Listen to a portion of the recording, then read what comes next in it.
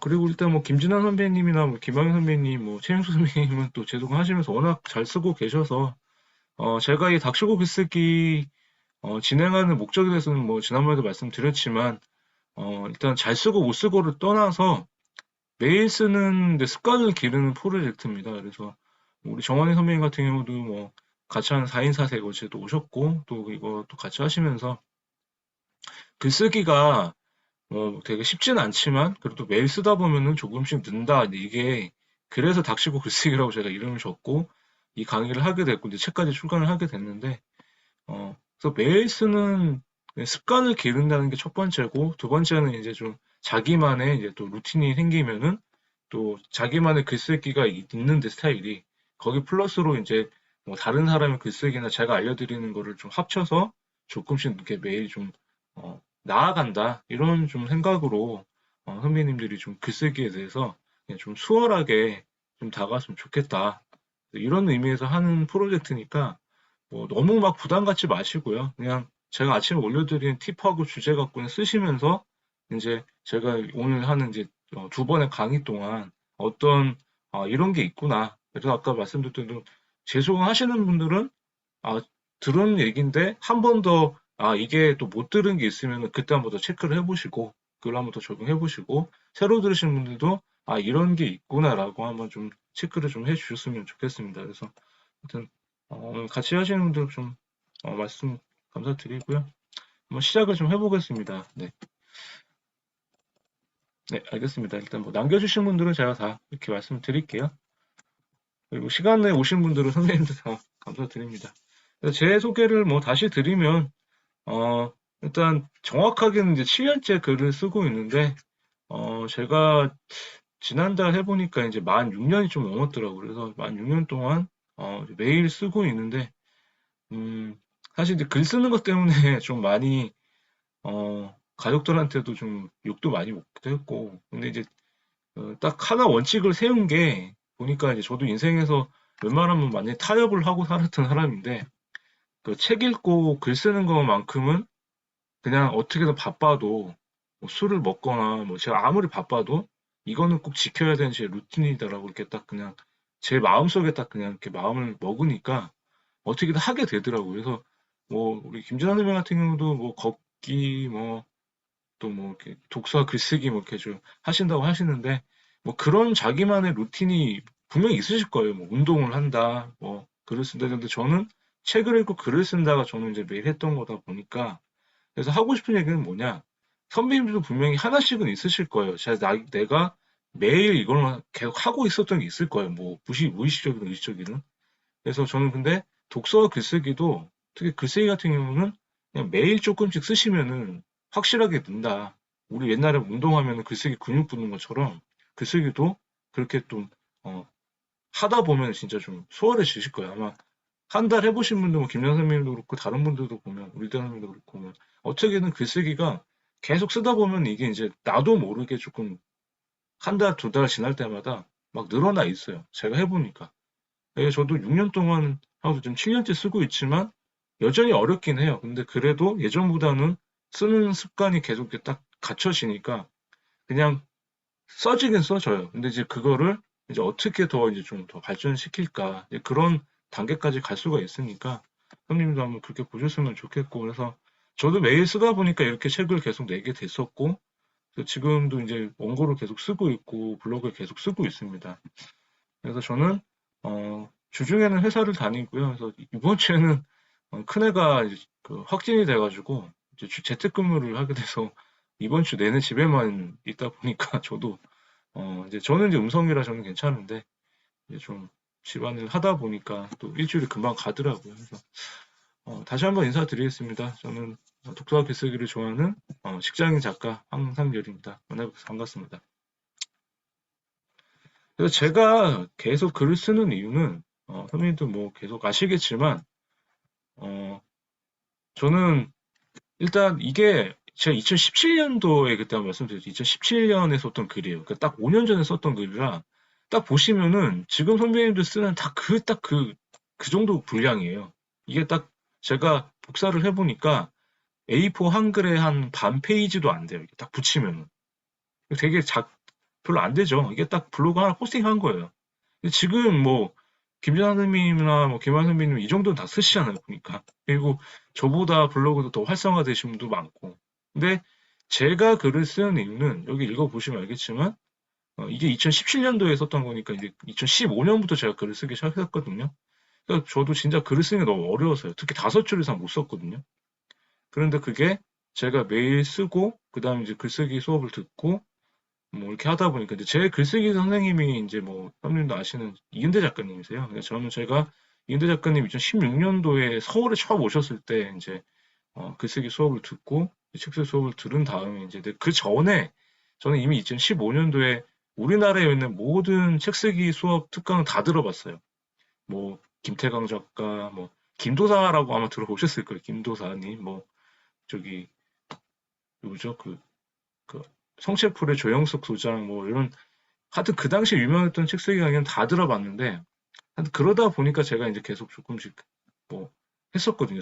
그때 막 책쓰기 강의가 붐이었던 시대가 있었어요. 근데 그러다가 제가 이제 계속 쓰다가 보니까 저는 처음에 베스트셀러 되는 게 목적이었어요. 어떤 제 이름 든 책을 내가지고 무조건 성공하는 줄 알았는데 못 써도 글쓰기 강의만 배우면 잘 쓰게 되고 그런 줄 알았는데 해보니까 그게 아니더라고요. 선생님도 아시겠지만.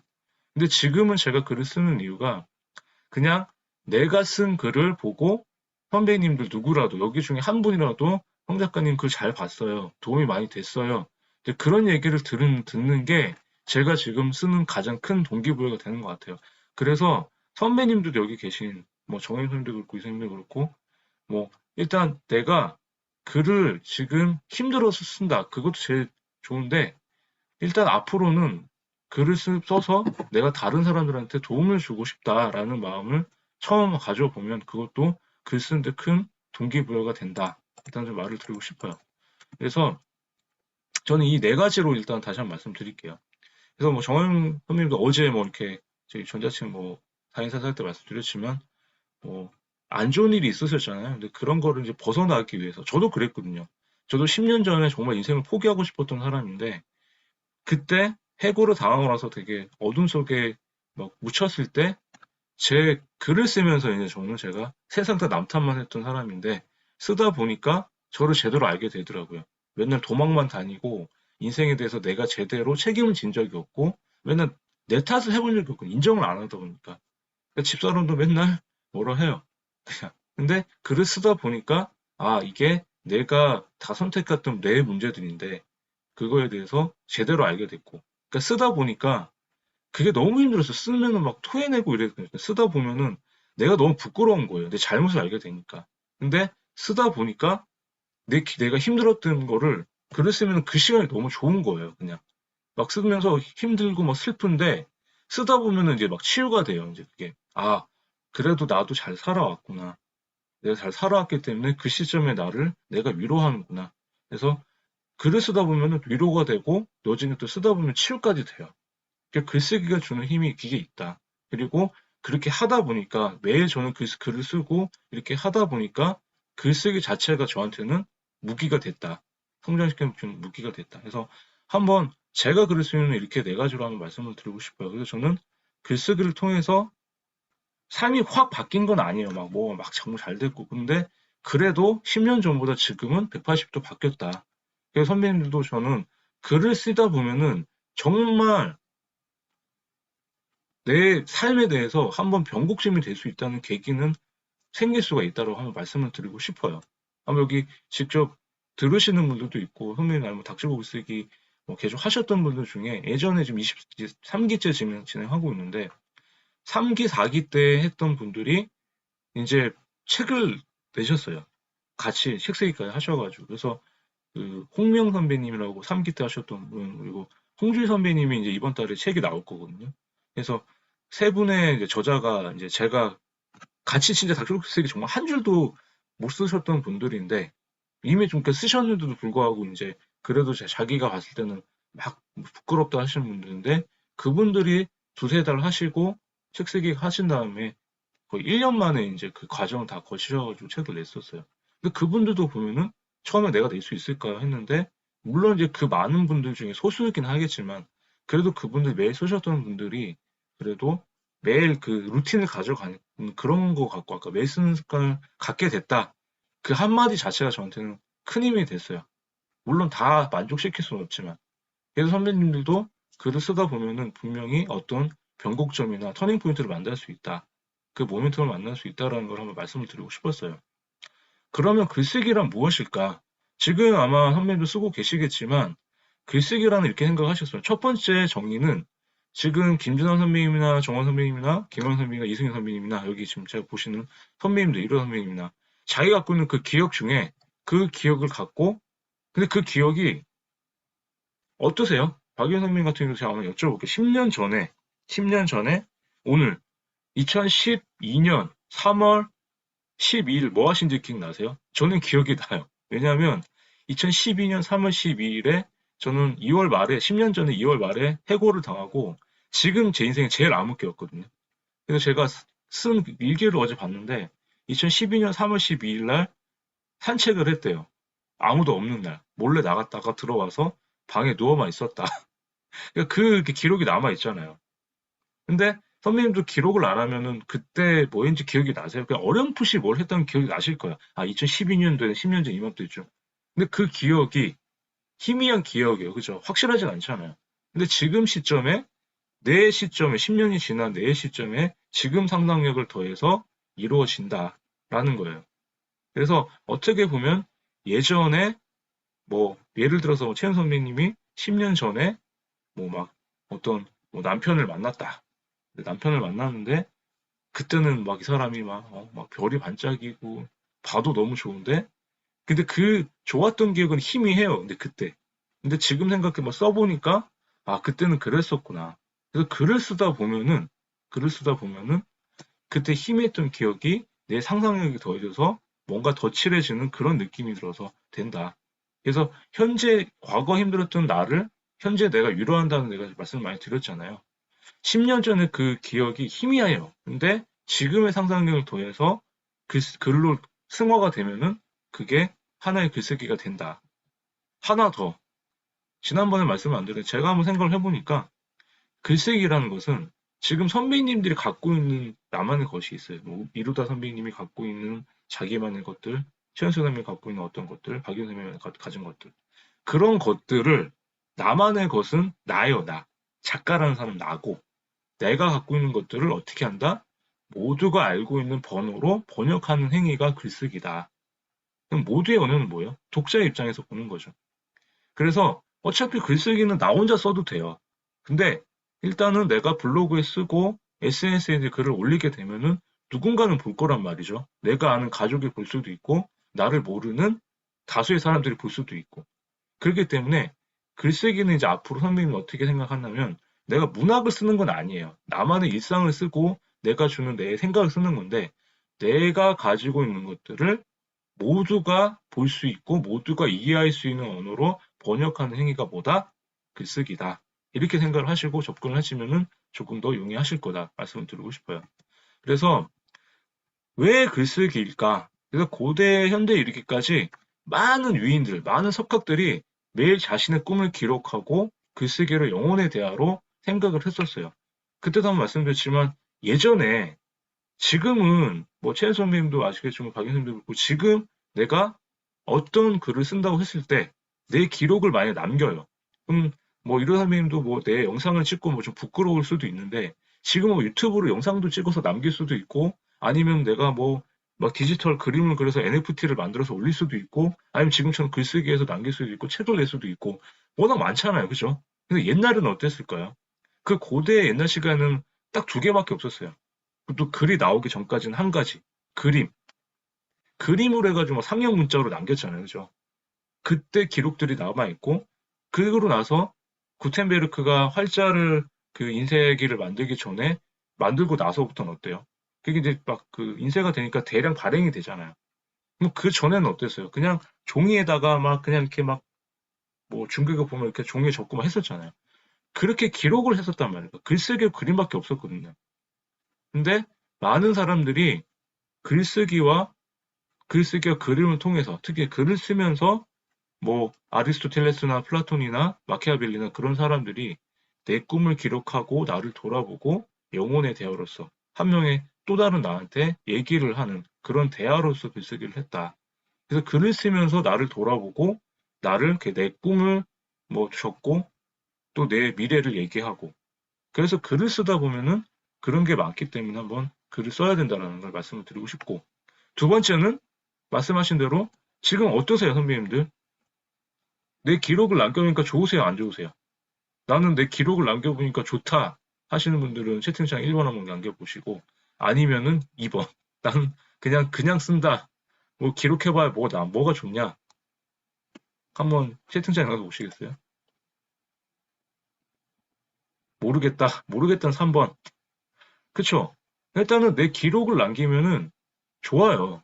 그러니까 제가 글을 쓰는 이유는 제가 해보니까 선배님들한테 그 내 기록을 대해서 계속 남기다 보면은 영원히 어떻게든 남아요.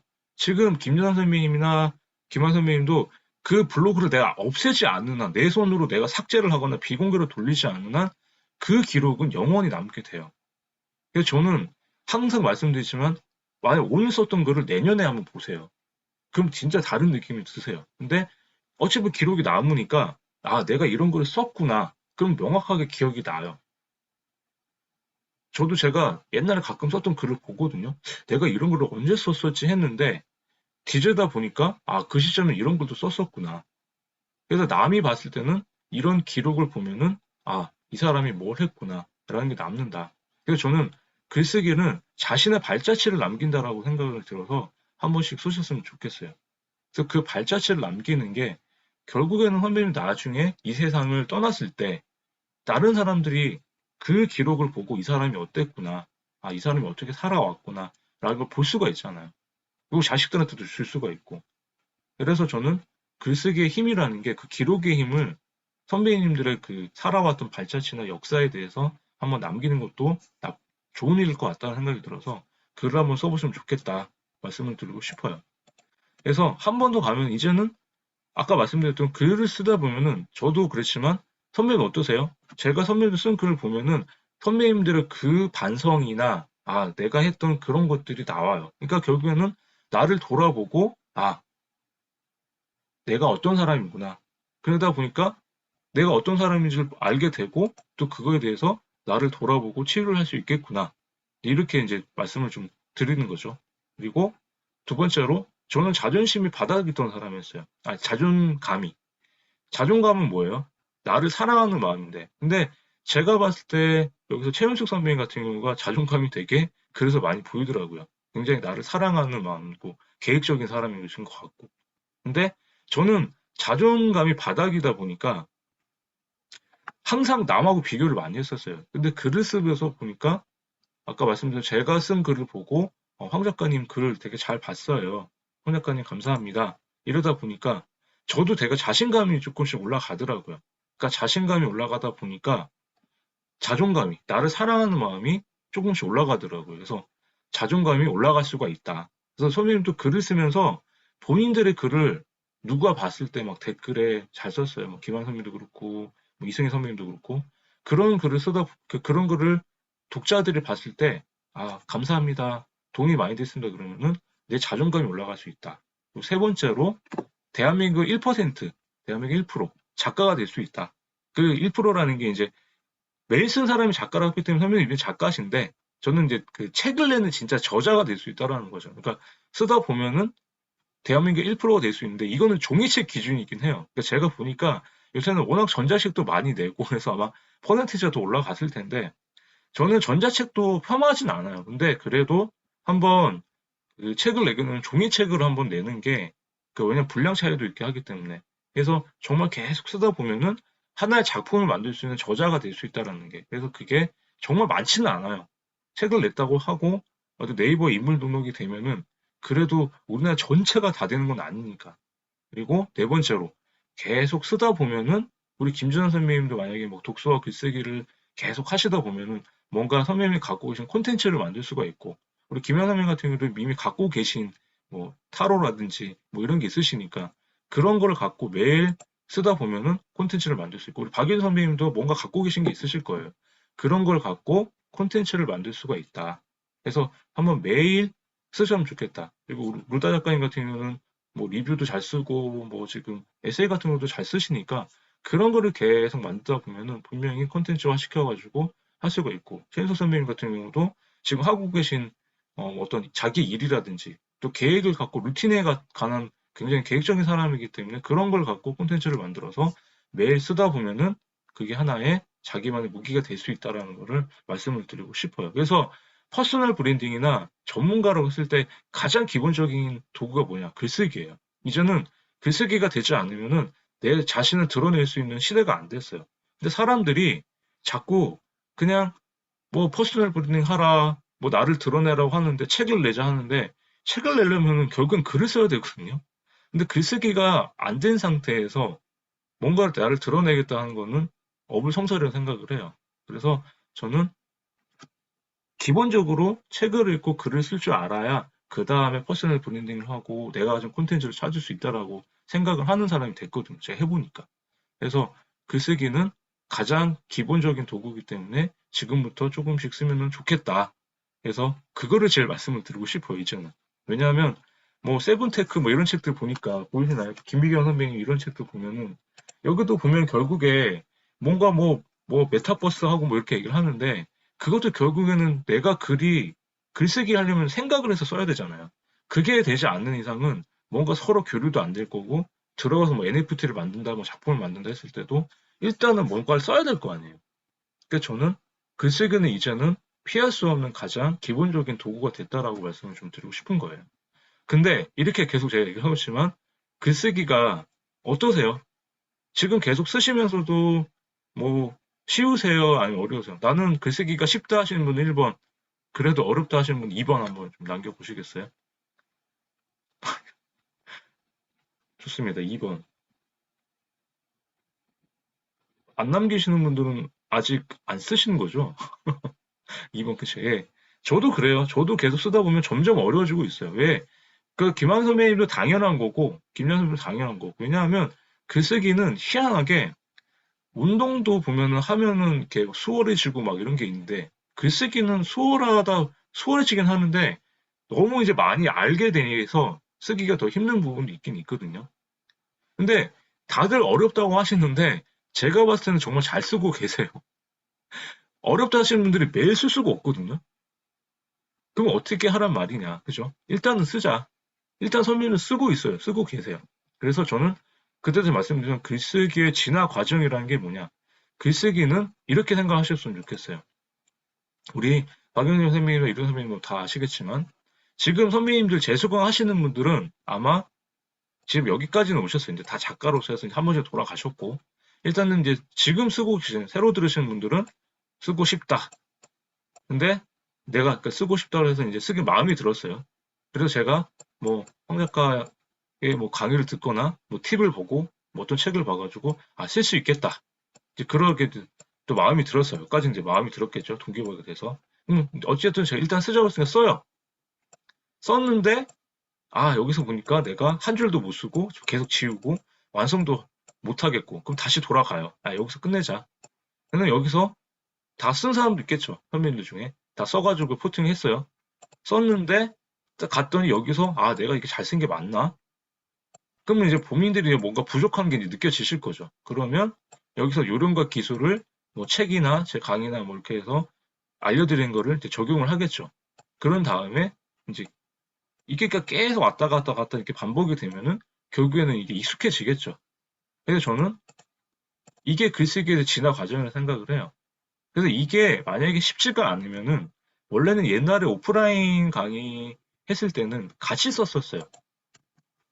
같이 쓰다 보면은 이런 게 막 같이 동기부여가 돼가지고 막 글쓰기 모임 하고 있는데 제가 닥쳐 글쓰기 이제 이 과정을 온라인으로 이제 막 하다 보니까 사실 같이 쓰긴 하는데 선배님 아시면 각자 이제 혼자 쓰시고 이제 그냥 좀 따로 놀다 보니까 하나씩 여기 이제 좀 부탁을 드리고 싶은 게 지난번에도 이제 뭐 말씀을 제가 못 드리긴 했는데 앞으로는 이제 쓰신 글은 저희 방에다가 올려주시고 서로 이제 좀 이렇게 가서 뭐 시간이 되시면 댓글도 달아주시고 글이 어땠다 뭐 좀 자신의 글만 이렇게 딱 올리지 마시고 같이 이렇게 해서 좀 의견도 또 주시고 좀 그렇게 으쌰으쌰 하면은 오히려 이제 막 그걸 보고 아직 하나도 못 올리셨던 분들도 올라오셔가지고 같이 또 이렇게 쓰기도 했고 그러거든요. 그래서 근데 어쨌든 글쓰기 자체는 혼자 쓰는 작업인데 조금 더 동기부여를 하면은 좀 같이 쓰는 것도 좋기 때문에 한번 그냥 온라인이지만 그 저희 톡방에다가 쓰신 글도 이렇게 올려주시면은 거기 들어가셔가지고 같이 댓글도 좀 달아주시고 같이 좀 얘기하시고 이런 것도 좀 하시면은 좀 더 쓰는데 도움이 되실 거다 한번 말씀을 드리고 싶어요. 그래서 일단 어려운데 어려운 이유가 한 가지가 더 있겠죠. 내가 쓴 글을 남들한테 보여주기가 좀 부끄러운 거예요. 선생님도 그러시는 거죠. 그죠? 어떠세요? 내가 쓴 글을 여쭤보진 않을게, 이제는. 이거는. 그러니까 보여주기가 왜 부끄러울까?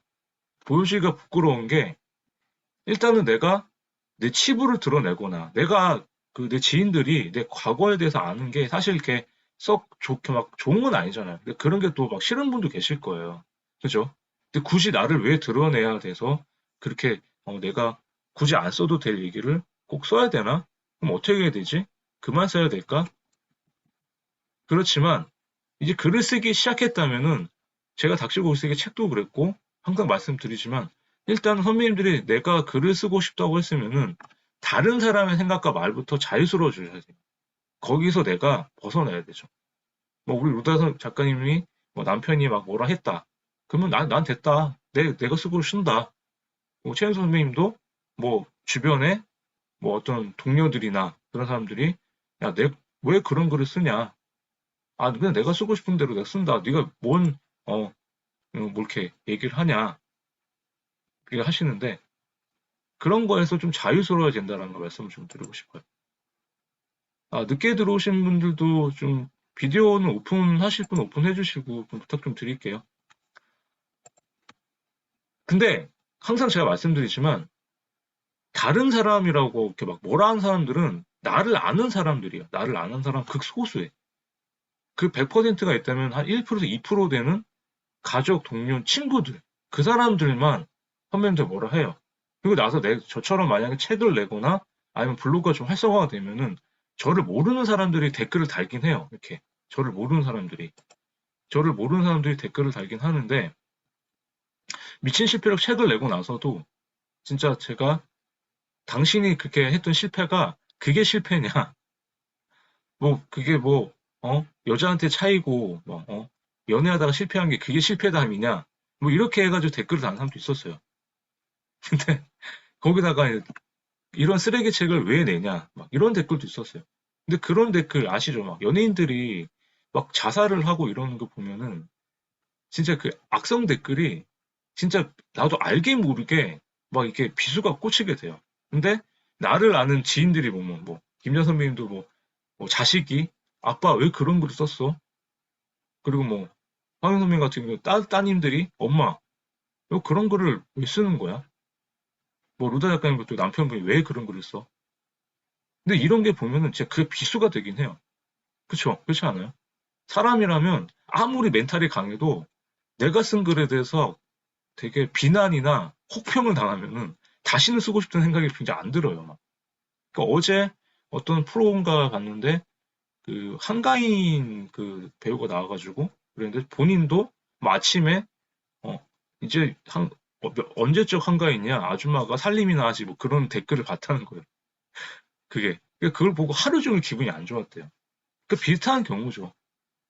근데 제가 봤을 때는 글쓰기 자체가 글쓰기 자체가 이제는 SNS 시대가 됐고 누구나 볼 수 있는 시대가 됐기 때문에 이제는 내 글을 누구나 싫어할 수가 있고 누군가는 또 좋아할 수가 있어요. 그렇기 때문에 선배님들도 그냥 이제는 그런 비평이나 비난은 그런 버리시고 근데 그 비평이나 비난을 하시는 분들은 극소수예요, 극소수. 나를 아시는 분들. 그러니까 그런 글은 아 그래. 처음에는 그게 잘 안 되는데 그냥 계속 쓰다 보면은 그냥 그 사람들은 무시를 하고 일단은 나를 모르는 99%는 내 글을 보고 아, 이 사람은 도움이 되겠구나. 어떤 사람들은 내 글을 통해서 희망을 얻을 수 있겠구나. 이런 생각이 들면은 그 사람들을 위해서 글을 쓰시면 돼요. 그래서 작가라는 생각은 제가 생각하는 작가는 나를 좀 드러내야 돼요. 뻔뻔해져야 돼요. 그런 거에 대해서 좀 자유스러워져야 다른 사람들 자유스러워지는 게 일단 첫 번째다. 그렇게 생각을 좀 드리고 싶어요. 그래서 계속 쓰셔야 되겠죠. 그래서 일단은 글을 쓰기에 앞서서 나를 드러내자. 다른 사람들, 특히 나의 지인들이 뭐래도 무시하자. 나를 모르는 99%를 위해서 글을 쓰자. 이렇게 말씀을 드리고 싶습니다.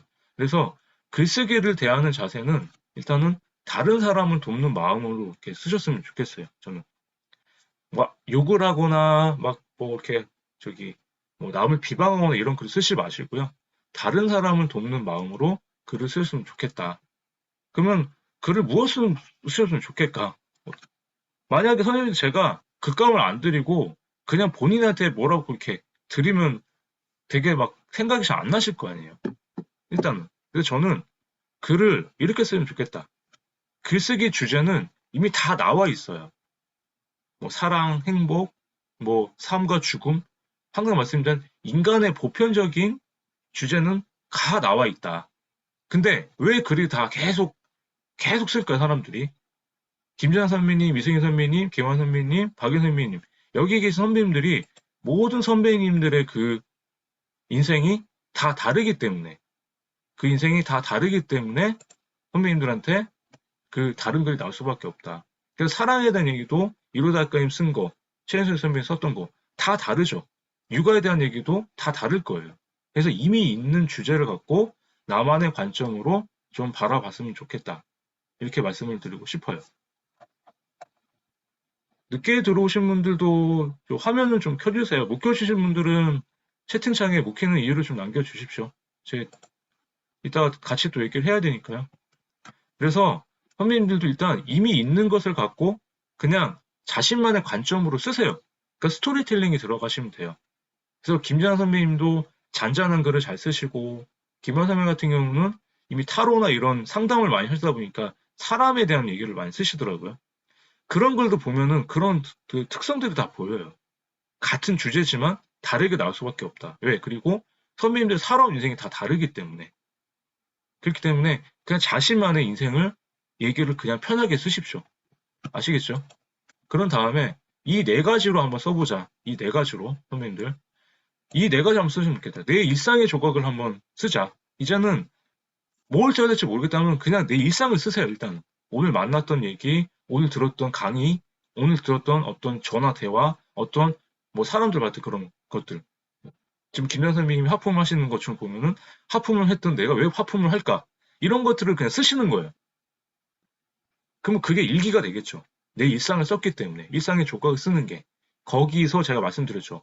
그 일상의 조각에서 어떤 독자들한테 던질 메시지가 있거나 내가 하고 싶은 어떤 키워드가 있으면은 공감할 수 있는 그 주제가 있다, 그 결론을 낼 수 있다면 그게 에세이 글이 되는 거예요. 그 두 번째로 내 자신에 대한 질문을 한번 던져보세요. 지금까지 누구의 아빠, 누구의 엄마로 살았는데 그 누구의 아빠, 엄마로 살아왔던 다른 이름 왔던 살아왔던 나잖아, 나. 진짜 나로 살기 위해서 내 이름 석자가 바뀐 난 뭘 좋아했을까? 내가 지금 관심 사는 뭘까? 내가 앞으로 인생 어떻게 살아야 될까? 이런 주제를 던져가지고 한번 써보세요. 그게 모으면은 콘텐츠를 찾을 수 있는 가장 쉬운 글쓰기가 될 거다. 세 번째로는 아까 말씀드린 글쓰기 주제는 다 있는데 왜 다 다르다 그랬어요? 선배님들만 이야기와 경험이 다르기 때문에 다 다른 글이 됐을 것밖에 없다. 그래서 어떤 주제에 대해서 선배님들만의 차별화된 선배님들의 그런 스토리텔링, 나만의 이야기와 경험을 끌어내십시오. 그런 거를 넣으면은 다른 글이 된다. 그 글을 쓰세요. 선배님들의 경험을 쓰시라는 거예요. 무엇을 써야 할까요? 그리고 네 번째로는 선배님들이 갖고 계신 지식이란 경험을 가지고 선배님이 갖고 계신 지식과 경험을 지금 어떤 시대예요? 메신저 시대잖아요. 알려주시면 돼요. 독자들이 모르는 어떤 솔루션이나 그래서 만약에 뭐 루다 작가님 같은 경우도 내가 리뷰를 잘 못 써. 내가 쓰는 리뷰 쓰는 방법 알려줄게. 그런 걸 갖고 쓰고 강의를 할 수도 있고 최현 선배님 같은 경우는 뭐 지금 내가 하고 있는 일에 대해서 어떤 일에 대해서 어떤 루틴이나 이런 걸 알려줄게. 그런 거에 대해서 한번 말씀을 드리면은 그런 거를 갖고 알려줄 수가 있다. 왜? 나이 불문하고 지금은 초보가 왕초보를 알려주는 시대가 됐고 고수가 그냥 초보들을 알려주는 시대예요. 그거 되게 많아졌잖아요. 그냥 내가 몇 번 투자해보고 재테크 해보고 그래서 이런 것들을 모으면 뭐가 된다? 실용서가 된다. 그래서 이 네 가지를 갖고 한번 글을 쓰셨으면 좋겠다. 선배님도 한번. 아시겠죠? 그러면 무엇을 썼을까지 이제 얘기를 드렸어요. 그죠? 그러면 글을 어떻게 써야 될까? 기본은 사실과 느낌에 대한 이제 항상 이제 글은 이렇게 쓰세요. 처음에는 사실을 쓰고 그 다음에 느낌을 쓰시는데 항상 제가 말씀드린 한번 첫 번째 템플릿이에요. 채팅창 한번 적어보세요. 경험, 감정, 인용, 결론. 한번 쳐보세요. 경험, 감정, 인용, 결론. 이 구성으로 써라. 경험, 감정, 인용, 결론. 채팅창에 한번 남겨보세요. 이제 반드시 기억을 하셔야 되는 게 이거 첫 번째예요. 재수강 하시는 분들도 아시지만 한 번 더 써보시는 거예요. 이런 구성으로 쓰는 게 가장 쉽다. 저는 블로그 글이든 책 쓰기, 자기 개발이나 에세이 글을 쓸 때는 항상 이 템플릿을 씁니다. 이 구성 방식. 그래서 어떻게 써야 되는 거는 첫 번째가 다음 주에도 같이 말씀드릴 건데 글쓰기 구성 방식을 알면은 쓰기가 쉽다. 그래서 글쓰기는 원래 나의 사실, 팩트와 느낌으로 구성이 되는데 이거를 더 풀었으면은 서론, 본론, 결론을 어떻게 쓰자? 처음에는 경험을 쓰세요. 그 다음에 감정 쓰시고, 그 다음에 인용 쓰고, 그 다음에 결론 쓰자. 이거는 한 번 더 언급을 해드릴게요. 그리고 앞에는 남의 글, 뒤에는 나의 글 이렇게 쓰는데 그래도 어렵다 그러면은 앞에는 지금 뭐 김한 선배님이나 뭐 지금 유도 작가님 잘 쓰고 계시는데 책 책에 나오는 어떤 한 구절, 아니 명언이나 아니 필사했던 한 구절을 쓰고 그 밑에 내 생각을 한번 적어보세요. 그러면 글쓰기가 좀 더 수월해진다. 그래서 이 구성 방식으로 일단은 생각을 해보시고 그래서 일단은 글을 쓰실 때 한번 보세요.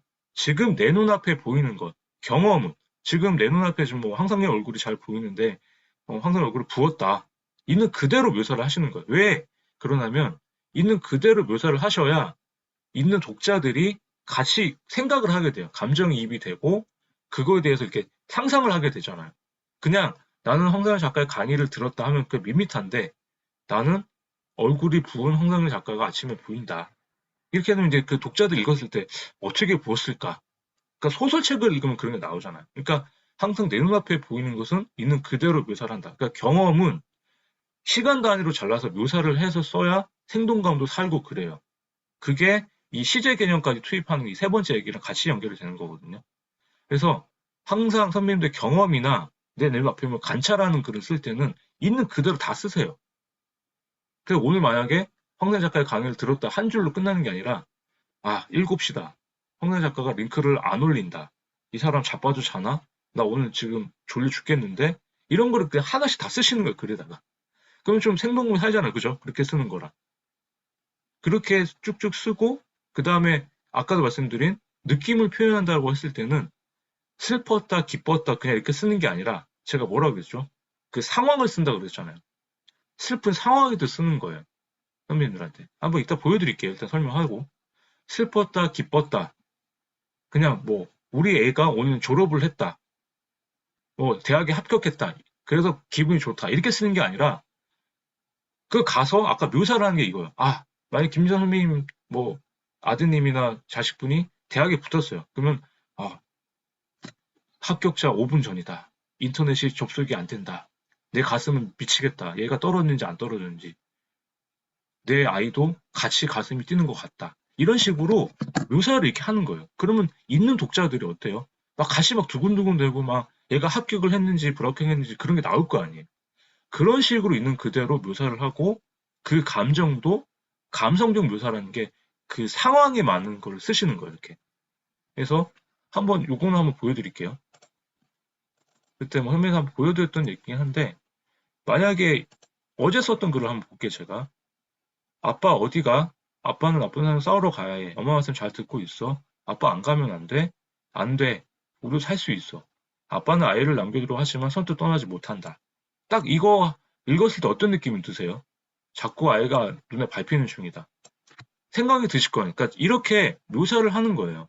그 상황에 대해서. 에피소드를 하나 넣어가지고. 그러면 아빠는 지금 막 슬픈 상황이잖아요.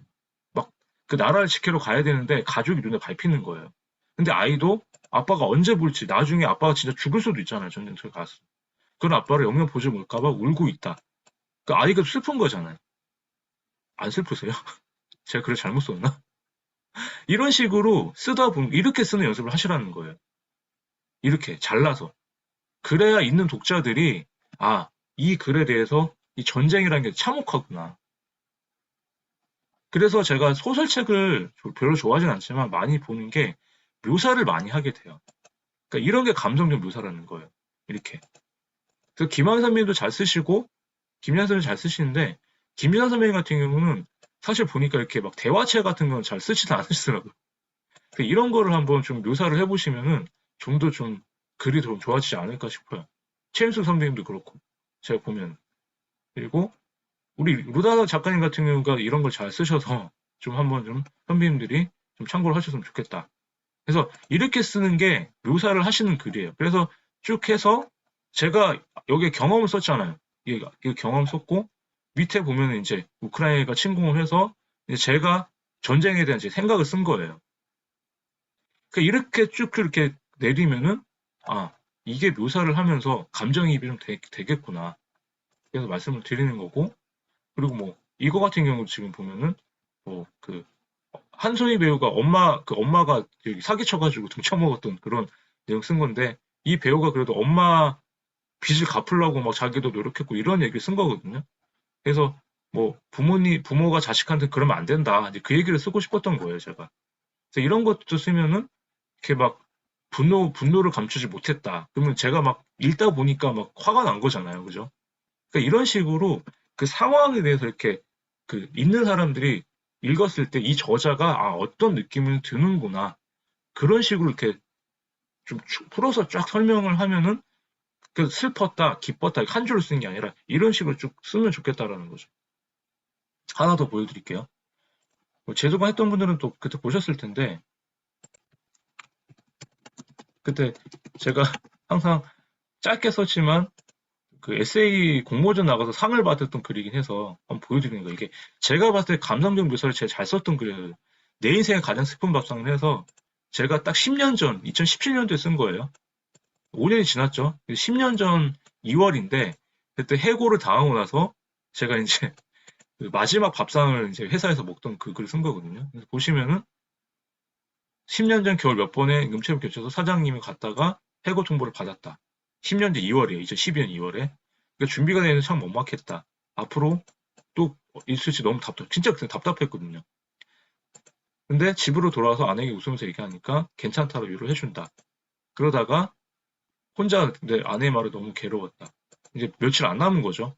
그래서 어느 날 그때 해고 이제 그 당하고 나서 이제 짐 싸기 이제 3일 전에 마지막으로 이제 점심을 싸신 거예요.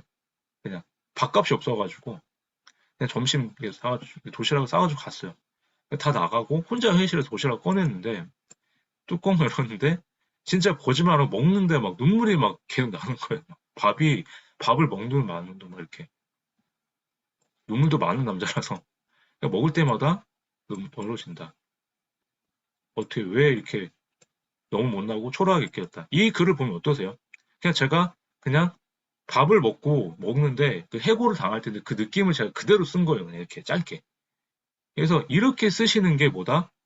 이렇게 써야 감정의 묘사가 된다라고 말씀을 드리는 거예요. 선생님. 아시겠죠? 이제 어떻게 쓰는지 좀 아시겠죠? 이렇게 한번 쓰시는 거예요. 그래서 그렇게 쓰시고 아까 말씀드린 시제 개념이라는 거는 제가 아까 말씀드린 과거로 갔다 현재로 갔다 미래로 갔다 하는데 이거는 어미로 그러니까 마지막 서술로 구분하시면 좋을 것 같아요. 뭐뭐 했다. 그다음 뭐뭐 한다. 뭐뭐 할 것이다. 근데 보통 흔히 보면 뭐뭐 했었다. 뭐뭐 했을 것이다. 근데 했었다라는 의미는 없어요. 우리나라 말에서는 완료 시제가 없거든요. 그러니까 했었다라는 말은 쓰지 마시고 뭐뭐 했다라고 많이 그냥 이렇게 고쳐주시면 좋을 것 같아요. 그게 더 깔끔하다. 그리고 마지막은 내가 말하고자 하는 주제와 이렇게 한번 꼬았으면 좋겠다. 이렇게 한번 쓰면은 이렇게 말씀을 드리고 싶고 그래서 오감 글쓰기 그때 한번 말씀드렸죠. 오감 글쓰기를 한번 해보시면 묘사는 이 묘사한 글을 되게 잘 쓰세요. 있는 그대로 내가 보이는 거 관찰하는 거예요. 그래서 오감 글쓰기를 한번 해봤으면 좋겠다 하는데 오감 글쓰기가 뭐다?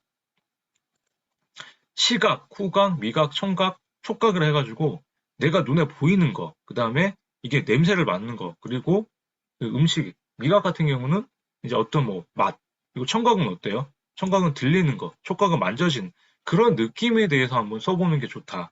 그래서 감각에 대한 거를 느끼는 그대로 쓰면은 묘사하는데 가장 탁월하는데 그 길러준다는 게 이 오감 글쓰기예요.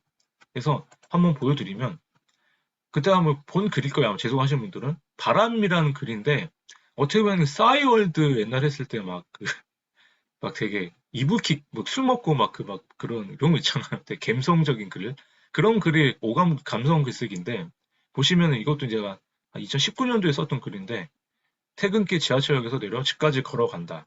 예전 집이 그랬어요. 지금은 더 멀어져가지고 15분 정도 시간이 소요된다. 이제 겨울로 들어온 초입이다 보니 바람도 차갑다. 이게는 어때요? 촉각이죠. 오늘은 비까지 와서 더 추운 느낌이다. 어때요, 선배님들? 더 추운 느낌이 드니까 이건 촉각이죠, 계속. 그리고 바람 소리가 들려요. 휘 하는 게. 이거는 청각이에요, 청각. 그리고 기분은 상쾌하다. 촉각인데 뭐 이렇게 미각도 될 수 있겠죠. 그 바람이 막 입으로 들어오면 뭐 좀 상쾌한 느낌도 줄 수 있으니까. 저만 그런지 모르겠는데. 그렇게 해서 이렇게 쓰다 보면은 느끼는 그대로 쓰는 거예요. 느끼는 그대로. 그래서 느끼는 그대로 쓰다 보고 그 다음에 이제 마지막에 이제 갑자기 막 뭐 바람 쓰다가 잔잔한 바람도 있었고 뭐도 있었다. 이렇게 감성적인 걸로 넘어갔죠.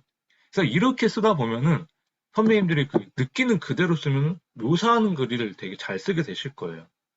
그래서 하나 오늘 또 숙제를 내드리면은 오늘 내일 한번 보시고 오늘 주제도 있지만 오감 글쓰기 하나에 대해서 한번 써보세요.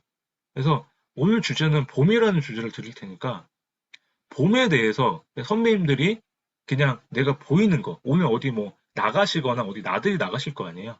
그러면 나가셔서 보이는 거 아니면은 내가 어떤 맛을 봤다 아니면 뭐 냄새를 맡아봤다 그런 5개의 오감 중에 뭐 하나를 골라 놓고 5개를 섞어도 좋으니까 그거에 대한 오감 글쓰기를 한번 써봤으면 좋겠어요.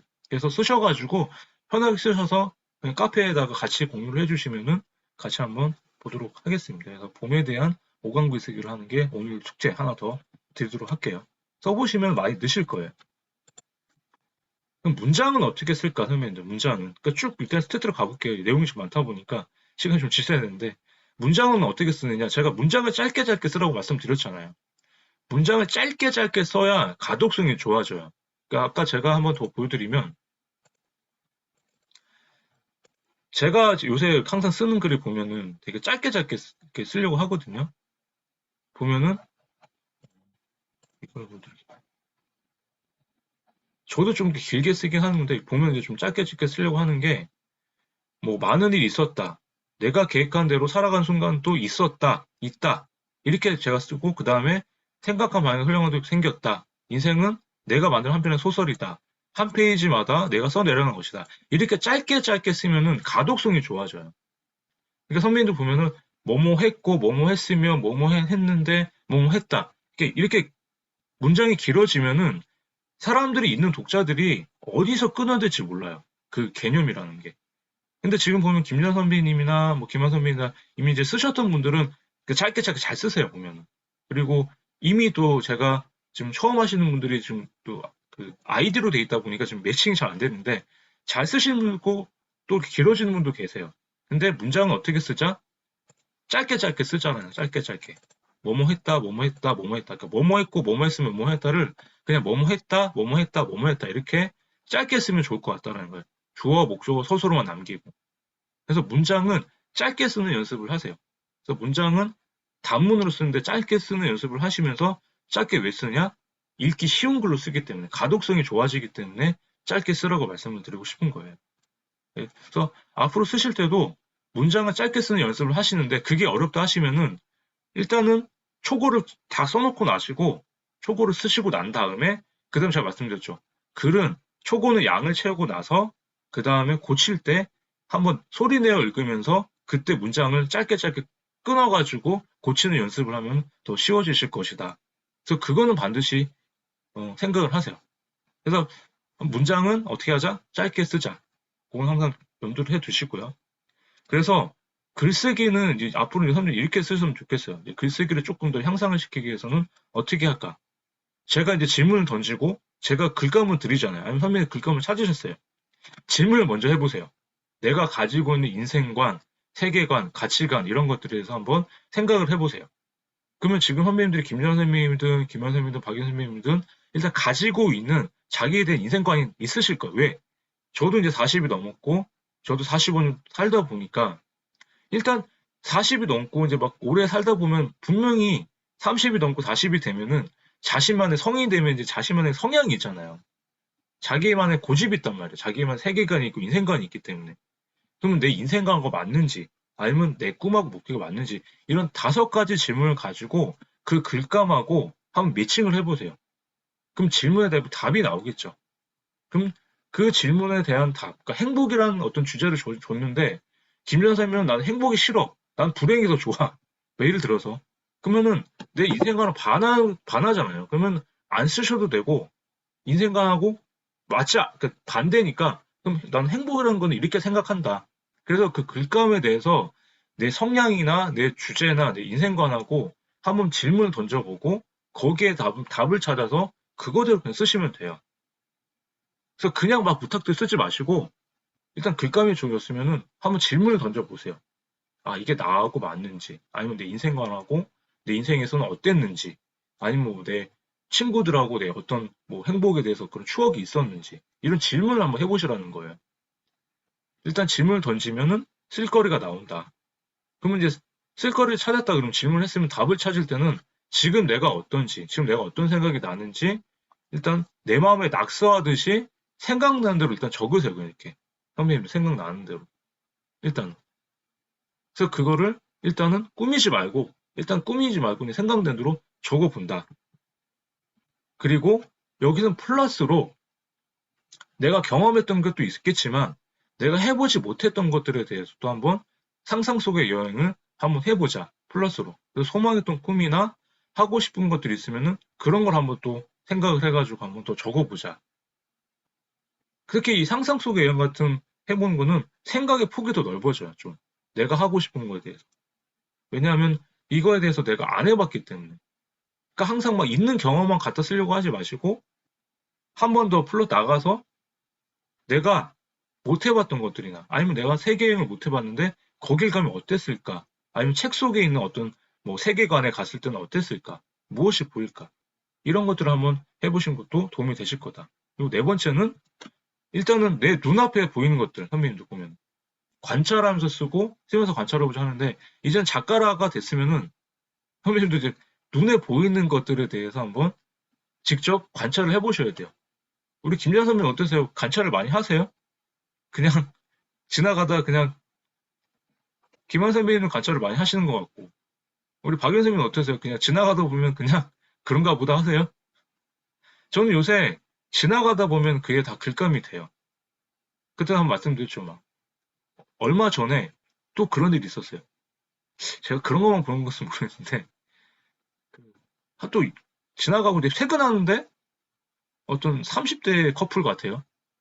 커피숍에 있는데 커피 사러 들어왔는데 싸우고 있더라고요. 저또 왜 싸울까? 그냥 이렇게 계산하고 이제 쳐다봤는데 또 그 남자분하고 눈이 마주친 거예요. 계속 보니까. 그랬더니 아니야 달까 저한테 오더니 뭘 그렇게 계속 보냐.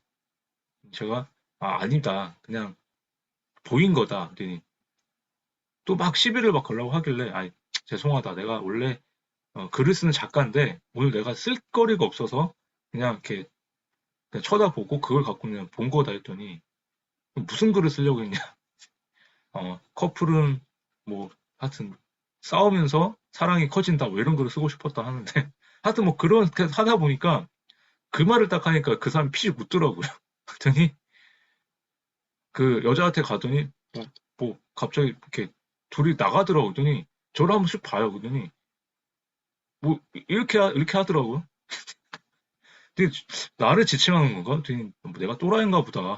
그래서 그러고 나서 온 적이 있거든요. 그러니까 그런 식으로 글감을 그러니까 그런 게 다 보여요. 저는 이제는. 옛날 같았으면 그냥 지나갔을 것들인데 이제는 뭔가 써야 되겠는데 쓸 거리가 없으니까 찾아다니는 거 이렇게. 그래서 선배님들도 내 주위에서 무슨 일이 일어났는지 다른 사람들은 어떤 일이 일어났는지 오늘 한번 이렇게 산책을 하거나 뭐 나들이를 나가거나 어디 뭐 자식들하고 어디 뭐 밥을 먹거나 하실 때 한번 관찰을 해보세요. 그럼 관찰을 하게 되면은 그 글감을 찾을 수가 있다라는 거. 그럼 글쓰기가 훨씬 더 수월해질 수 있다. 작가는 관찰을 잘해야 돼요. 그리고 다섯 번째는 마인드맵과 리스트 말씀드렸죠. 그래서 선배님 항상 쓰실 때 만약 제가 주제를 드렸잖아요. 오늘 주제를 드린 거에 대해서는 이렇게 한번 써보세요. 어떤 글감에 대해서 어떤 주제에 대해서 한번 리스트를 작성해 보시는 리스트를. 그럼 리스트를 작성해 보고 떠오르는 여러 가지를 연상해서 한 줄씩 적어 보세요. 이게 뭐냐면은 리스트는 이렇게 한번 적어 보세요. 아까 말씀드린 대로 내가 학업을 계속할지 일을 계속할까 이런 글을 썼다고 하면은 학업에 대한 게 있다 그러면은 학업을 했을 때 과연 뭐가 좋을까, 뭐가 나쁠까, 뭐 이렇게 나올 수 있겠죠. 그럼 그런 단어들 이렇게 적는 거예요, 이렇게. 학업을 계속하면은 뭐, 두 가지 어떤 게 나한테 중요할까? 그러면 이게 이런 표를 만들 수도 있고, 아니면 어떻게, 이런 마인드맵 아시죠? 마인드맵. 이런 마인드맵으로 이렇게 적어가지고, 이거를 갖고 한 문장을 만드세요.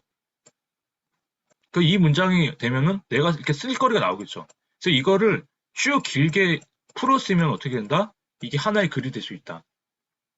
그래서 어떤 주제를 드리면은 파생해가지고 마인드맵으로 이렇게 키워드를 써가지고 이렇게 쓰는 것도 한번 하셨으면 좋겠어요. 이게 마인드맵 글쓰기라고 하거든요. 그래서 마인드맵 같은 경우는 일단 선배님들이 내가 어떤 글을 이런 식으로 이렇게 큰 주제를 쓰고 그다음 이거에 대해 파생된 걸 이렇게 쓰는 거죠. 이렇게 거기에 또 파생된 걸 쓰는 거고 이거를 써가지고 한 문장을 쓰세요. 아니면 한 단어로 쓰든 그 키워드를 써가지고 이거를 풀어서 쭉 쓰면은 하나의 글이 완성이 된다. 그래서 이렇게 쓰는 것도 한번 연습을 해보시면 도움이 많이 되십니다. 그래서 저도 예전에 많이 했었거든요. 그래서 마인드맵을 같이 하시는 분들은 이게 마인드맵도 글쓰기하고 같이 연결이 돼서 도움이 많이 되실 거예요. 그게 생각의 정리가 되는 거기 때문에. 아시겠죠? 그리고 아까 말씀드린 대로 잊고 있던 기억들을 한번 더 새롭게 좀 해서 한번 적어보자. 잊고 있던 기억들을 다시 회상해서 새롭게 해석하고 지금까지 삶을 한번 확인해서 한번 적어보자. 인생에서 이미 결정 났던 얘기들, 그리고 선배님들이 어린 시절에 꿈꿔왔던 것들, 그 예침과 우정들, 이런 것들을 한번 더 하셨으면 좋겠다. 그리고 나와 대화하는 형식의 글을 한번 써보세요. 나와 대화하는 형식의. 그래서 이거는 한번 재수강 하셨던 분들은 선배님도 한번 다 써보셨겠지만, 한번 이제는 나에 대해서 쓰지 마시고, 내가 진짜 이렇게, 뭐죠? 붙이지 못했던 사람들, 뭐 최윤 선배님 같은 경우도 아이들한테 한번 써보시든지 아니면 동료들한테 써보든지 뭐 이렇게. 그래서 그런 글을 쓰시면은 선배님한테 좀 도움이 많이 되실 거다. 그래서 내 다른 사람과 주고받듯이 대화체로 내 생에 보내지 못할 대상한테 한 편지를 써보시는 것도 좋으실 거다. 이렇게 한번 말씀을 좀 드리고 싶어요. 그리고 말씀드렸지만 이건 해보시고 계신 분들 있는지 모르겠어요. 재수강하시는 분들은. 이게 가장 글쓰기 향상에 실전이 많이 된다고 말씀을 한 번 더 드릴게요. 하나의 단어를 가지고 선배님들이 이 단어를 하나만 쓰지 마시고요. 하나의 키워드를 있으면은 그 키워드를 가지고 여러 개의 주제를 나눠서 한번 그 주제를 갖고 한번 글을 써보세요. 그래서 비라는 비, 제가 말씀 비, 한번 말씀드렸지만 비도 있고 가수 비도 있잖아요. 그래서 가수 비에 대해서도 쓸 수가 있고 비에 대해서 비 내리는 날씨. 그래서 어떤 주제가 주어지면 하나의 장점, 단점을 이렇게 나열해가지고 그거에 대해서 한번 써보세요. 제가 늘 말씀드렸지만 얼마 전에 또 비가 나오는 가수 비가 나오는 드라마를 하더라고 유튜브에서. 근데 가수 비가 뜨면 항상 그 연관 검색어가 김태희가 뜨잖아요. 이렇게. 근데 제가 김태희 광팬이었습니다. 한 20년 됐거든요. 김태희가 저랑 한 저보다 2살 어린 걸로 알고 있어요. 43살이니까. 근데 진짜 예뻤거든요. 실제로 한번 봤는데, 그렇게 내 눈에는, 아, 정말 강팬이었는데, 비하고 결혼한다고 하니까, 그날 막, 진짜, 비하고 결혼했던 그날, 막 포장마차 소주 한잔 하고 막, 글을 쓰고 막 그랬거든요. 2016년 11월인가 그래요. 나쁜 놈 하면서 세상을 다 가진, 막. 그래서 제가 말씀드린 게 뭐냐면, 이런 주제를 하나 갖고, 이렇게 쭉 하나씩 5개 쓰면 좋겠다. 그래서 자녀라는 주제가 있으면은 그 자녀라는 주제 가지고 자녀의 공부, 자녀의 건강, 자녀 이성 문제, 뭐 소중한 추억, 부모 자식 관계. 그래서 만약에 최우 선배님 같은 경우도 자녀가 있으세요. 김연 선배도 자녀가 다 있으실 건데 자녀 이성 문제에 관해서 내가 떴는데 나도 모르는 남자친구가 있어. 머리에 피도 안 마른 게 어디서 벌써 공부도 안 하고 자식 남친을 데리고 와서 여친을 데리고 와서 뭐 이런 얘기도 쓸 수 있잖아요, 그죠? 그런 것들에 대해서 한번 뭐 이렇게 건강 그리고 뭐 나중에 부모와 자식 관계 뭐 그런 뭐 어떤 뭐 논문까지는 아니지만 아까 제가 말씀드린 부모와 자식이라는 게 아까 보여드렸던 그 저기 한소희 아까 배우 그 얘기 쓰면서 엄마가 딸이 유명해지니까 막 사기치고 다니는데 왜 그러고 다녀요 부모라는 게 그러니까 부모가 자식한테 그러면 안 되잖아요. 그러니까 그런 얘기도 쓸 수가 있잖아요 이렇게. 그래서 제가 이걸 보고 제가 글을 쓴 거예요 이렇게. 그래서 다양하게 쓸 수가 있다. 그래서 선배님들도 하나의 단어를 가지고 한번 써보시면 좋겠어요. 그래서 제가 드린 주제를 가지고 물론 시간이 많지는 않겠죠. 선배님도 이상이 있으시니까. 근데 오히려 제가 이제 말씀드리는 거는 제가 글감을 드렸잖아요. 근데 그 글감에 대해서 그 글만 쓰지 마시고 선배님들 하나 더 해가지고 다른 글을 한번 써보세요. 시간이 되신다면. 그렇게 하면 응용이 되고 더 시간이 더 이렇게 좀 더 글쓰기가 더 수월해지실 거거든요. 그리고 한 주제에 대해서 한 5분 동안 이걸 한번 말씀드렸죠. 오늘은 숙제는 안 내드릴게요. 한번 이거는 한 주제를 떠서 한 5분 동안 써보세요. 한번 이거를. 그러면 이거는 진짜 그냥 딱 시간 타이머 정해놓고 쭉 쓰시면은 제한된 시간에 뭐 세 줄을 쓰든 다섯 줄을 쓰든 열 줄을 쓰든 5분 동안 딱 쓰고 나서 멈추는 거거든요. 근데 이게 습관이 되면은 선배님들 이제는 막 글감이 안 떠오르고 아 글을 딱 쓰기 시작하면 손부터 나가요. 막 이렇게.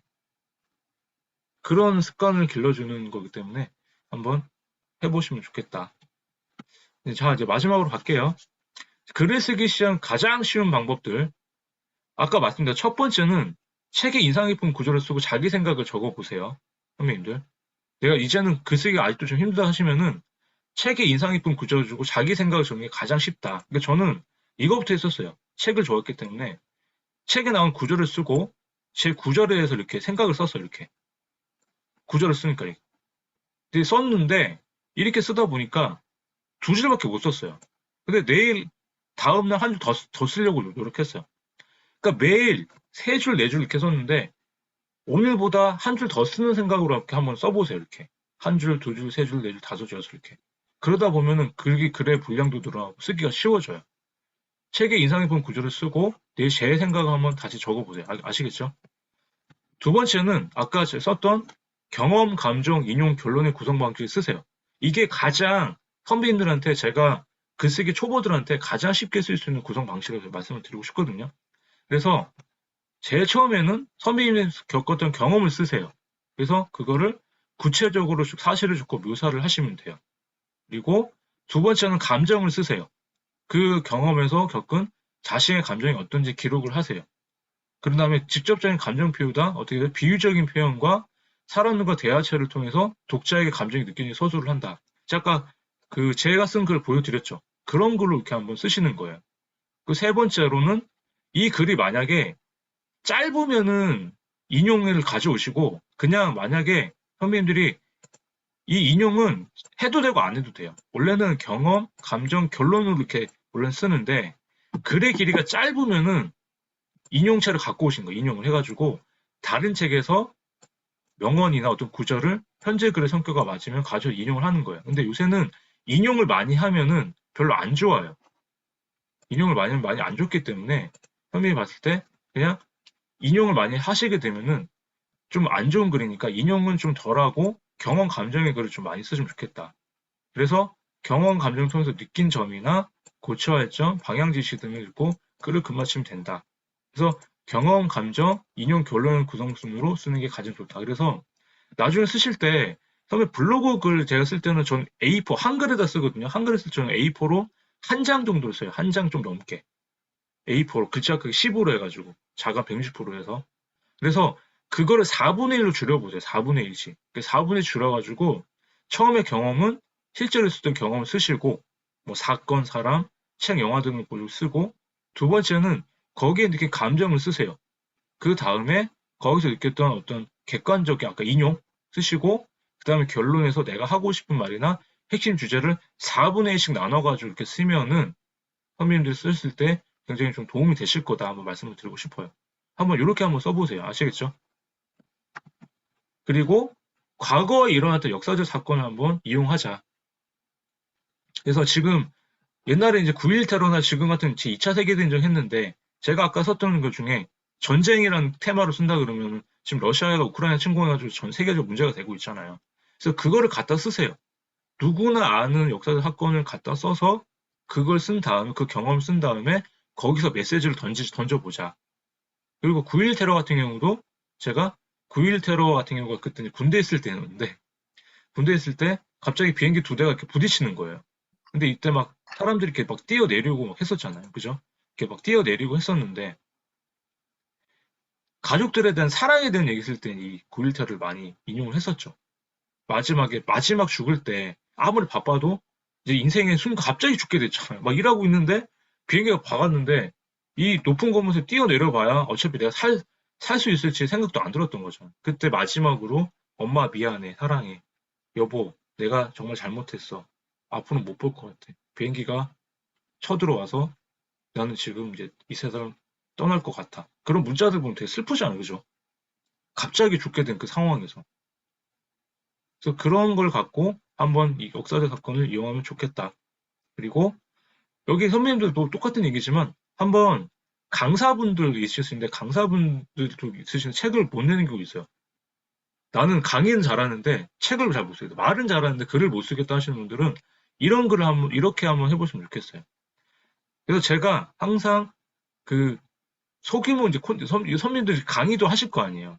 여기 계시면 저처럼 책을 내시고 강의를 하실 텐데 일단은 강의 자료를 준비를 하시고 실제 강의하는 모습을 일단은 이렇게 저처럼 한번 해보시고 촬영을 하세요. 이렇게 아니면 녹음을 하시고 그 다음에 영상과 녹음 한 거를 갖고 이렇게 나중에 들으신 다음에 녹화 영상 보시면서 그거를 그대로 쓰세요. 녹취록을 쓰시는 것처럼.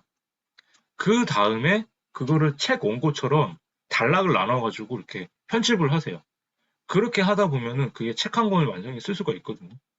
그래서 그거를 말로 하면은 이제 구어체잖아요, 구어체. 구어체인데 그거를 문어체로 바꾸는 연습을 하시면 좋겠어요. 그래서 저는 제가 뭐 땅 묵히지 말아야 닥치고 글쓰기나 이 책을 냈을 때 강의를 먼저 하고 이 방법을 써가지고 책을 썼었어요. 그러니까 보통 책을 내고 강의를 많이 하시잖아요.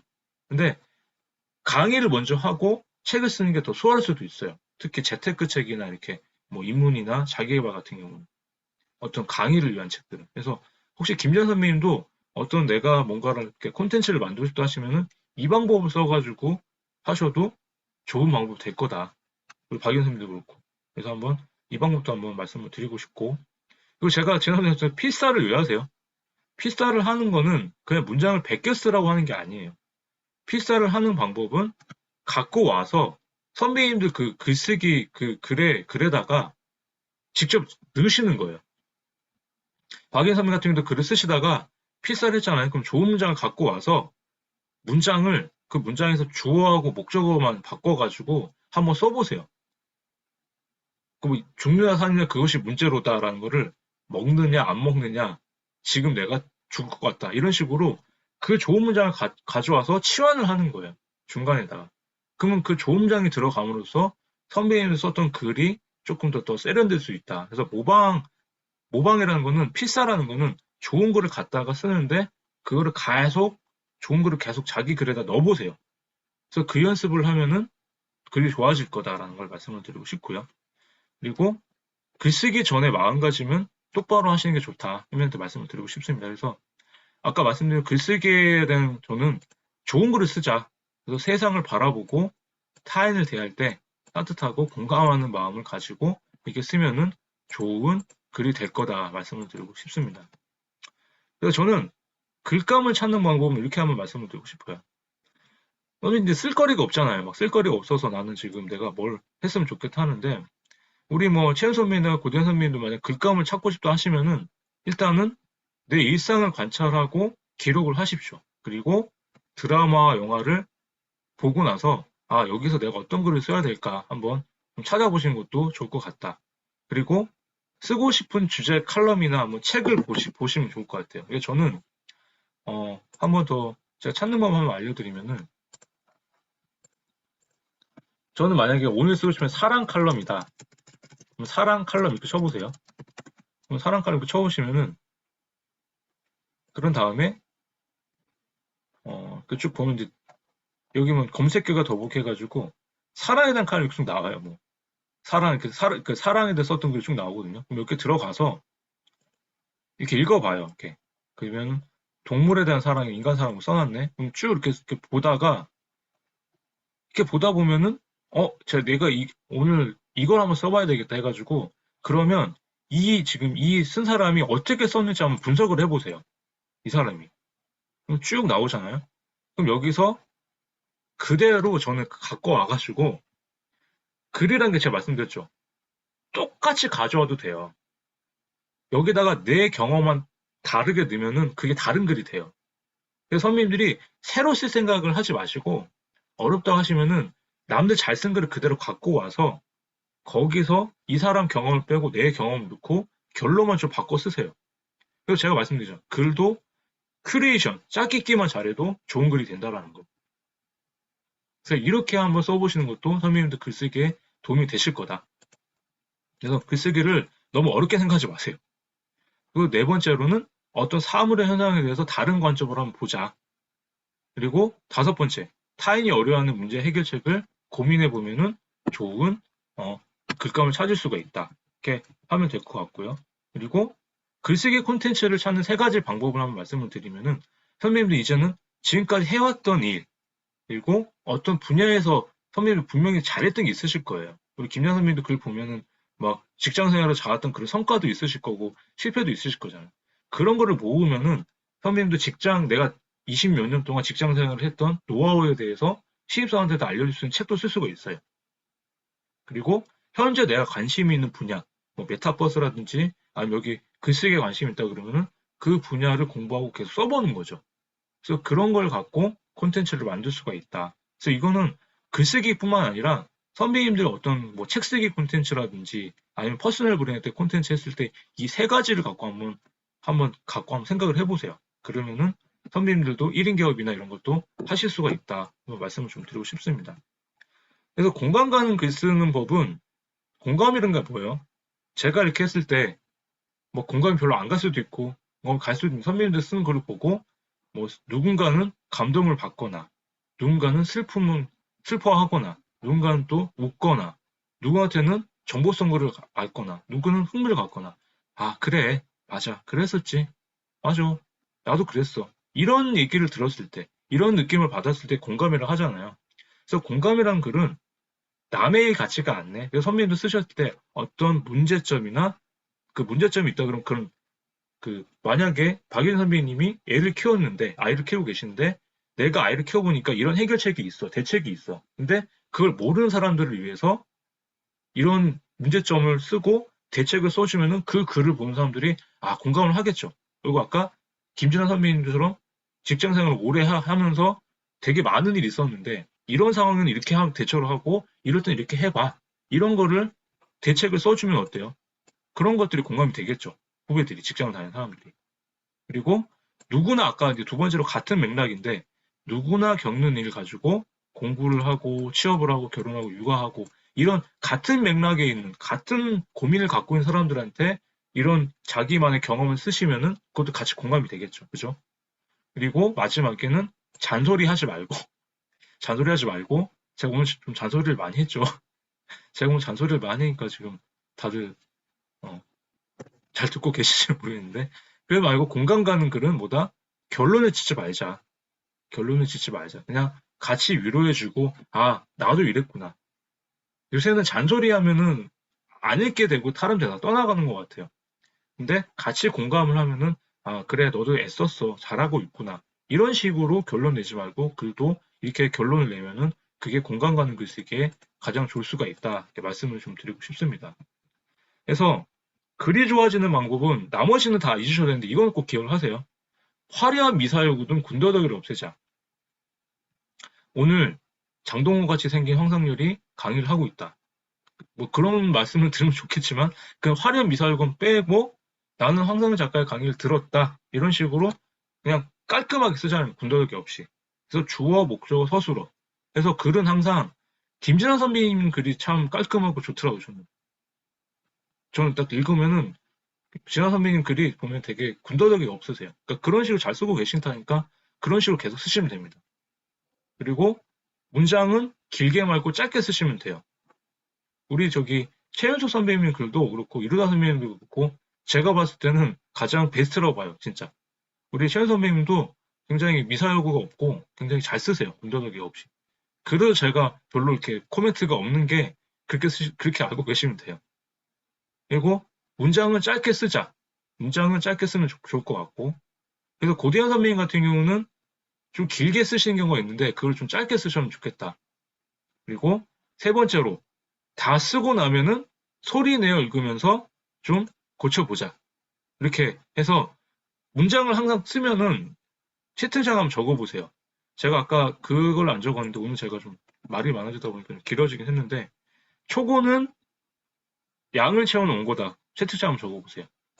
초고는 양을 채워놓은 거다. 제가 지금 치라고 하는 거는 선배님들이 다 기억을 좀 하셨으면 좋겠어요. 사람들이 글을 끝까지 완성을 못하는 게 일단은 처음 쓰는 원고는 무조건 양을 채워놓은 거라고 생각을 하세요. 초고는 양을 채워놓은 거다. 한번 써보세요. 초고는 양을 채워놓은 거다. 쓰실 수 있는 분들은 한번 써보세요. 그래서 초고는 무조건 양을 채우세요. 선배님들. 글을 못 쓰는 이유가 쓰다가 지우다가 쓰다가 지우다 하니까 그런데 일단은 쓰기 시작하셨으면 끝까지 무조건 쓰셔야 돼요. 초고는 양을 채워놓고 어떻게 하자? 양을 채운 다음에 다 쓰고 나면 이게 초고를 완성하면은 소리 내어 읽으면서 고쳐보자. 그래서 태고는 어떻게 하자? 소리 내어 읽으면서 고쳐보자라는 거예요. 아시겠죠? 초고는 무조건 양을 채우세요. 그래야 선배님들 글쓰기가 늘어요. 어떻게든. 그래서 쓰기 시작했으면 끝까지 쓰세요. 끝까지. 아시겠죠? 그리고 한 가지 주제는 한 가지만 쓰자. 막 섞지 마세요. 짜장면 먹으면 짜장면 먹고 사랑이면 사랑만 하세요. 사랑했는데 미워하고 이런 거 하지 말라고요. 한 가지 주제는 한 가지만 쓰자. 그리고 매일 조금씩 쓰는 게 선배 쓰다가 안 쓰다 쓰다 안 쓰다 우리 아마 쓰다가 막 며칠 못 쓰고 또 쓰고 하다면 어떠세요? 저도 그렇거든요. 리듬이 깨져요, 선생님. 어떻게든 꼭 내가 블로그에 포팅해야겠다 이 생각 버리시고 블로그에 포팅 못하셨으면 그냥 종이라도 한 줄씩 적으세요. 이렇게 그 리듬만 갖고 가셔라. 일곱 번째는 같은 의미를 반복해서 사용하지 말자. 뭐뭐 한 것이다, 뭐뭐 한 것이다, 뭐뭐 것이다, 것이다, 것이다, 것이다 이렇게 똑같은 서술을 쓰면은 글이 조금 투박해 보일 수가 있거든요. 그래서 뭐뭐 것이다 끝났으면 그 다음에 뭐뭐 한다, 뭐뭐 했다 이런 식으로 서술어만 조금씩 바꿔도 글이 조금 더 세련돼 보인다라는 거. 그게 여섯 번째 얘기고요. 일곱 번째는 아까 말씀드린 대로 요새는 자기만의 경험이 들어간 얘기가 가장 중요하다. 그래서 선배님만의 스토리텔링을 넣어가지고 글을 쓰면 좋겠다. 그래서 이 일곱 가지를 기억을 하셨으면 좋겠습니다. 그리고 글쓰기 팁 같은 경우 아까 말씀드렸던 요거는 한번 읽어보시고 제가 영상 또 드릴 테니까 한번 체크를 해보시는데 제가 여기서 아까 말씀드린 대로 뭐뭐 것이다, 뭐뭐 있었다라는 의미를 많이 쓰지 마세요. 사람들이 의외로 많이 쓰는데 저도 많이 쓰긴 하는데 이걸 많이 쓰면 좀 글이 조금 투박해진다라는 거. 그리고 나만 알고 있는 지시어 절대 쓰지 마세요. 나만 뭐 당구를 좋아하시는 분들 뭐 신혜루, 뭐 희네루, 뭐 오씨. 나는 오씨를 줬다. 뭐 오씨를 모르는 사람들 모르잖아요, 그죠? 희네루. 그러니까 그런 건 당구만 아는 사람들은 하는데 그런 만약 희네루라는 건 뭐냐? 희네루가 이렇게 이어치기라고 그러나 하여튼 그 말 있잖아 이렇게 뭐 치면은 공이 앞으로 갔다가 이렇게 뒤로 오고 그렇게 풀어서 설명을 하는 거예요. 누구나 아는 단어로 해가지고. 그래서 대학 교수들이 자기만 아는 단어를 쓰니까 책이 어려운 거예요. 유시민 작가님 같은 책이 좀 어려운 게 본인이 아는 그렇게 막 풀어서 쓰는 경우가 있더라고요. 근데 왜 인기가 많은지 모르겠어요. 저도 좋아하긴 하는데 가끔 보면. 근데 쉽게 쓰자라는 거 쉽게. 그래서 나만 알고 있는 지전 쓰지 마셨으면 좋겠어요. 우리는 쉽게. 그래서 선배님들 자식 중에 제 큰애가 초등학교 6학년이거든요. 초등학교 6학년 중에 중2 때까지 그 13살, 15살 애들이 봐도 그 뜻은 몰라도 문맥은 이해할 수 있을 정도로 쓰는 게 좋은 글이다라는 걸 오늘 마지막으로 말씀을 드리고 싶게요. 그리고 메모하시고 그리고 그 분명히 저기 작가 입장을 분명히 하시고 그다음에 독자를 생각하셔라 이제는. 그리고 접속어를 과감하게 생각해 접속. 그래서 그러나 그런데 이런 거 많이 쓰지 마세요. 진짜 문맥을 필요할 때만 쓰시고 그러나 그런데 그래서가 많이 들어가도 별로 안 좋아요. 근데 어떤 분들은 많이 써야 된다고 하는데 저는 제가 봐도 많이 쓰면 별로 그렇게 좋지는 않더라고요. 그래서 접속어는 웬만하면 좀 많이 생각하는 게 좋다. 그거 말씀을 드리고 싶습니다. 오늘 조금 길어지긴 했는데 그래서 선배님 어떠세요? 일주일 써보니까 어떠세요? 또 한 달 넘게 쓰니 어떠세요? 글쓰기에 대해서 많이 좀 익숙해지신 분도 계실 거고 글쓰기가 좀 더 이제 편해지신 분도 계실 거고 아직도 어려우신 분도 계실 겁니다. 그렇지만 글쓰기 자체가 선배님들한테는 잊고 살았던 선배님들의 삶을 발견하고 올해 고대현 선배님도 그렇고 김전 선배님도 그렇고 이승현 선배님, 기원 선배님, 여기 계신 이로 선배님, 뭐 최윤 선배님 다 같이 계신 박윤 선배님까지 정원 선배님, 김 선배님까지 잊고 살았던 본인들의 삶을 발견하고 해석하는 작업이라고 생각이 들어요. 그래서 선배는 그냥 잘 쓰는 글은 없습니다. 잘 쓰는 글은 없어요. 지금 본인이 잘 썼다고 생각하면 그게 잘 쓴 글이에요. 남이 봤을 때 못 썼다고 보면 어때요? 잘 쓰고 못 쓰고는 본인이 판단하시면 돼요. 왜? 선배님들은 선배님들밖에 못 쓰니까. 이루다 작가님, 최현 선배님, 박윤 선배님 본인밖에 못 씁니다. 왜? 아까 말씀드렸죠. 선배님들의 인생이 선배님들이 다 다르잖아요. 그렇죠? 지금까지 잘 살아온 그 인생이 다 다른데 그걸 쓴 걸 갖고 누가 평가를 해요? 제가 선배님 글을 잘 썼습니까? 못 씁니까? 저는 그냥 제가 읽고 상대적으로 그냥 이렇게 잘 쓰셨다. 저도 제가 느낀 그대로 쓰는 거지. 그걸 갖고 제가 이게 100점입니다. 90점. 이렇게 할 수가 없다고. 왜? 그 글 자체가 선생님의 인생인데 제가 그 인생은 30점입니다. 그 글이 30점밖에 안 되면 선배님들 인생에 30점으로 제가 평가를 매기는 것밖에 안 돼요. 그게 말이 안 되는 거잖아요. 선배님 인생을 무시한 것밖에 안 된다는 얘기예요. 그렇기 때문에 글쓰기는 선배님들의 인생을 쓰신다고 생각하시면 돼요. 그렇기 때문에 선배님밖에 못 쓴다고 생각하시고 어떻게 쓰자? 진정성 있게만 쓰시면 됩니다. 지금처럼 쓰세요. 지금처럼만. 아시겠죠? 플러스로 스킬적인 부분이 약하기 때문에 스킬적인 부분은 자기가 고치면 돼요. 문장보호를 안 썼으면 문장보호 쓰면 되는 거고요. 부사를 빼면 부사 빼면 돼요. 문장을 짧게 쓰면 짧게 쓰면 돼요. 그것만 고치시면은 글이 더 세련돼질 뿐이니까 선배님만의 글을 자신 있게 쓰시면 좋겠다 말씀을 드리고 싶습니다. 그래서 지난 선배님들의 삶과 평범한 지금 일상에 선배님들만의 가치를 부여해서 편하게 쓰시면 좋겠다. 아시겠죠? 이렇게 쓰시면은 더 좋은 글이 될 거고 마지막으로 선배님들 제일 좋은 건 뭐다? 선배님들 안에 있는 들어있는 모든 것이 실린 글이라는 걸 맞든지 명심하시고 자, 채팅창에 마지막 남겨보세요. 진심 뻔뻔하게 나만의 글을 쓰자. 한번 남겨보세요.